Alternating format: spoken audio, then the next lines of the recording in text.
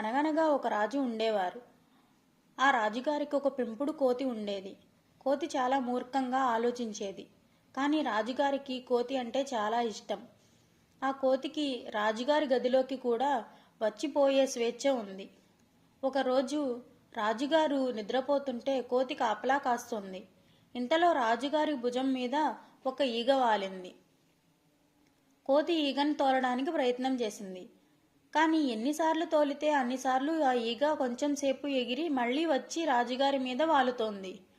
రాజుగారికి నిద్రాభంగం అవ్వకుండా ఉండాలంటే ఎలా?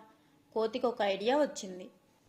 ఒక కత్తిని తీసుకొని వచ్చి రాజుగారి దగ్గర కూర్చొంది. మళ్ళీ ఈగ రాజుగారి ముక్కు మీద వాలగానే కత్తితో దాడి చేసింది. ఈగ ఎగిరిపోయింది, కానీ రాజుగారికి మట్టుకు బాగా గాయాలు అయ్యాయి. అందుకే మూర్ఖులతో చనువు మంచిది కాదని పెద్దలు చెప్తారు.